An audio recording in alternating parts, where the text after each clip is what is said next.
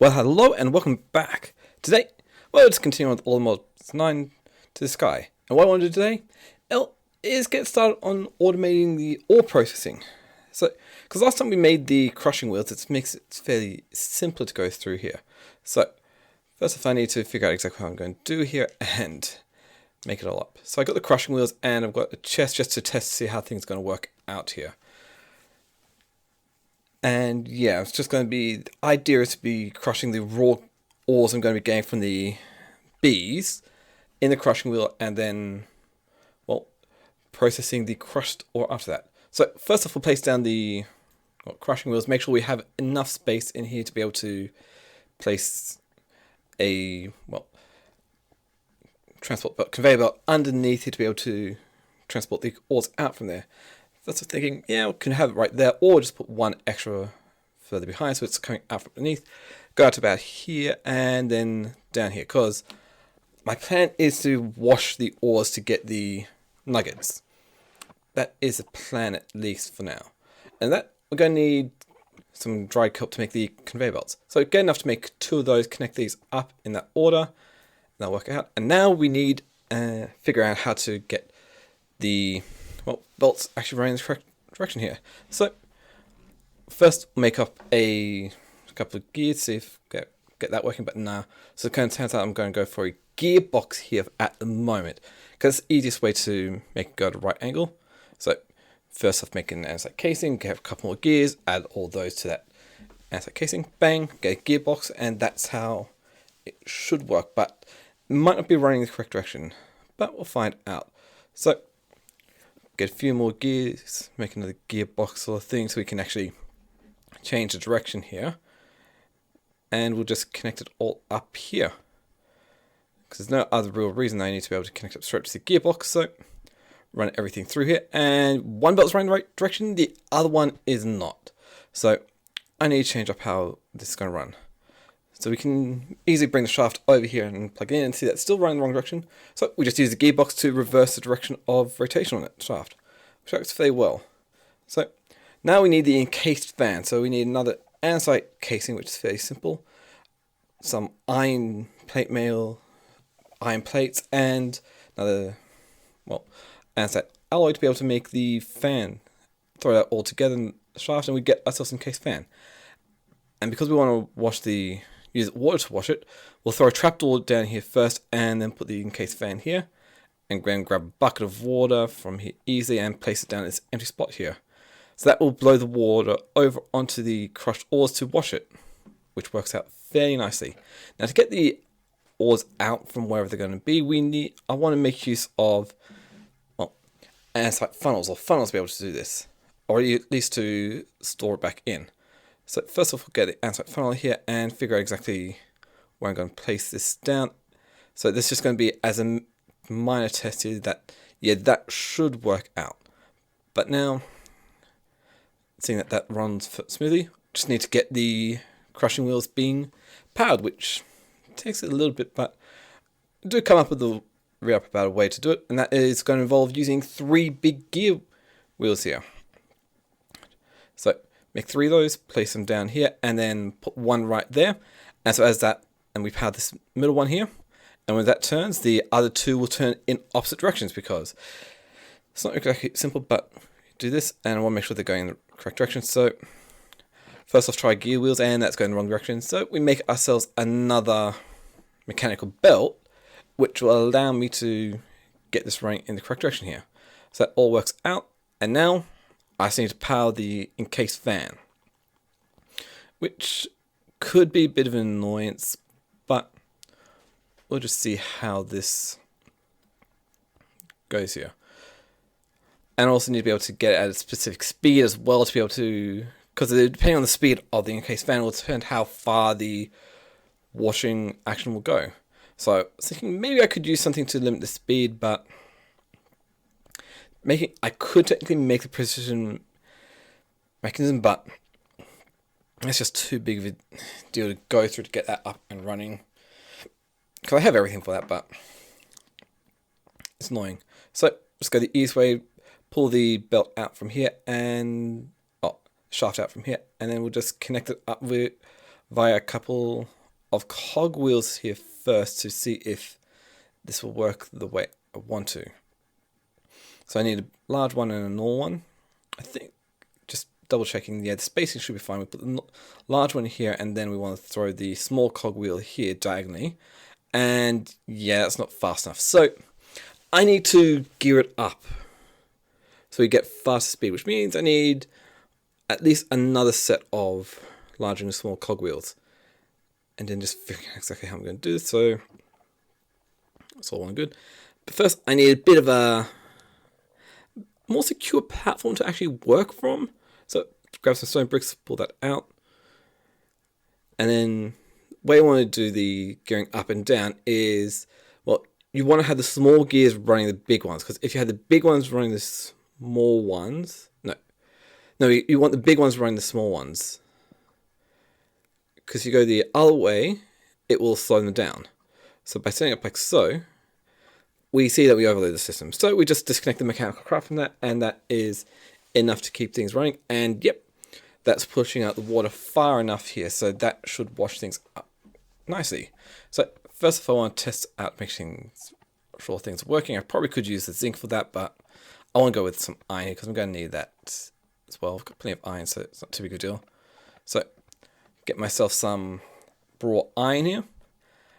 And just make sure that, yep, we can just throw raw iron straight into here. So throw it all into my chest here.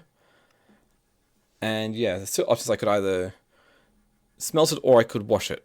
I figure washing is the best option here. But first test here, this transport conveyor belt is running too fast. So I need to slow it down.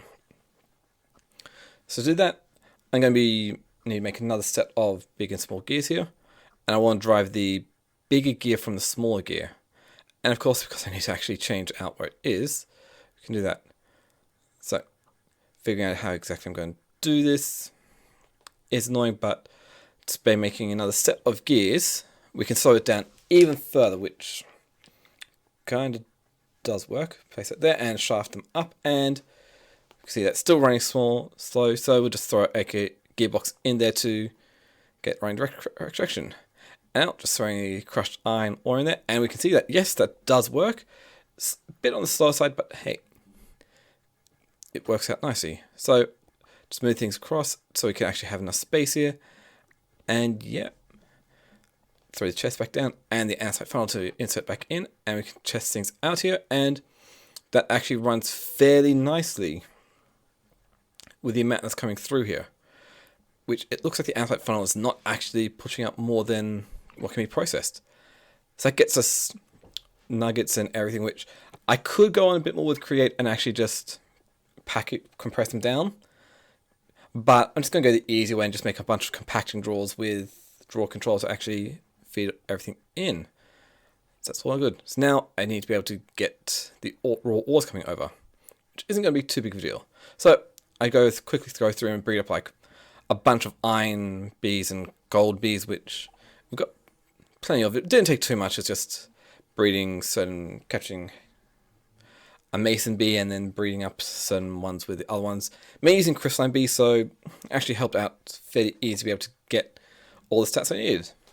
Because my crystalline bees already have the best stats I want, so you can do that.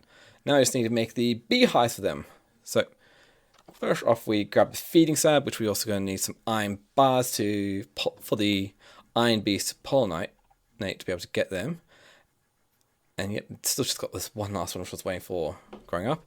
And yeah, we've got the advanced beehives, but I forgot to make the oak expansion box, which works very well. So go to place them in, and first one down, immediately all the gold bees going to fly in. That's fine. I'll just make a second one down and then you put the iron bees in there.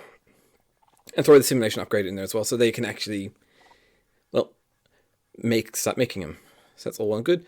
And for the gold ones, oh yeah, no. Going from here, I actually need a centrifuge, mainly a powered centrifuge to be able to get everything running. So with everything we've got the redstone, we've got kind of everything we need, including just about the gold, which have other ways of going about, but get that done. We then throw the raw gold into my ore processing here. It's not the fastest, but you can always speed this up with more speed and whatnot. Well, washing not really, but you can always parallelize washing as well. So you have multiple belts running to wash them and everything. But we get the gold, we can make the conductance coil, and then feed that all in and make a powered centrifuge, which is all well and good. But this gives out three things here. You get the product from the comb, you get honey, and you get wax. Honey is fairly simple because all you just need to make is make a jumbo tank, which I think I've already made beforehand, but I also need to be able to get the items in. So I'm just going to go for the logistical transport pipes from mechanisms as well, what I've been using to transport them elsewhere. So first off, I'm just going to place the centrifuge down here, but I need to be able to draw out from it. So throw the logistical transport, basically logistical transport here, have it pull out from the centrifuge, and throw it into the chest, which I don't necessarily need the chest there. I could just use a mechanical belt as a thing, but probably should use the chest as buffer now. But figuring out exactly how to separate the wax out from here without it getting destroyed is a big thing, because anything that can't be processed by the crushing wheels will literally just get destroyed. So what I'm going to do is go for brass funnel. Yes, see, that outside funnel there just got destroyed from the crushing wheels. So we can make a brass funnel here, which can actually filter what it pulls through it. So by doing that, I also need another outside funnel to be able to pull out, so that's fun. And we also need to make another electron tube, which I do have one spare polished rose quartz here to be able to make it, so it's fairly simple as well. So we just combine that with iron plate, make the electron tube, and then make it with a bit of brass and that bit of dried kelp here, and we can easily make the brass funnel to pull out all the wax. Which I'm going to need to make a centralized way to be able to store the wax, but hey, that's fine. So that we also use the andesite alloy to make the andesite alloy funnel, and we've got both the funnels here to be able to pull everything out of here. Because yep, we can easily filter the brass funnels, which is the main thing I'm wanting here. So just figuring out how I'm going to place this down, because we're going to have to extract from the powered centrifuge and have the brass funnel pull out from the belt here. So put the powered centrifuge up here and an andesite funnel up, pulling out. There are another chest here which is a bit too low, and we still need to throw the brass funnel on there, and going to filter it for wax. Just by doing that, it'll pull out. I'll pull off from the belt. Of course, we've got another wandering trader here, which so many wandering traders. We've got not much kelp, so I'll make a quick box to be able to grow some more kelp to be able to do that. So grab a bunch of glass and a door, and we can easily set this up for manually creating kelp here. So the door will prevent water coming out, and we just need to fill it up with some water. Realized after I did all this that I didn't have to fill the entire thing up with source blocks. I could have just grown the kelp up and it worked. But hey, this works out, and we quickly fill up all 12 spots with kelp, and that gets us a nice supply of kelp here, which I will get around to automate at some point, but there we go. We've got dried kelp, we've got the kelp to be able to make the mechanical belts. Throw that over there, which will pull that out. And also want another shaft here to be able to transmit get the top on moving. So do all that. Make sure the gold beads have all grown up as well, and for some reason the iron beads aren't pollinating from the other one. And just seeing what the gold beads need as well, which simplest one is just gold ore, which easy because we've got this easy to make gold ore, so we grab that, grab the feeding slab and check that out, trying that out. And so now we've got that done, we can actually get the power centrifuge connect up to the power here. So it's just a simple case of network, get down the jumbo tank I made before to store all the excess honey, and now we can start pulling out the combs from the beehives here and just feeding that all into the powered centrifuge, which there's a bit of an issue here. So do all this, which in the midst of building this and seeing it, there does come up an issue in that there's no buffer, and so only the gold one of these get pulled out of time, because the other one has nowhere to go. So that's a bit annoying.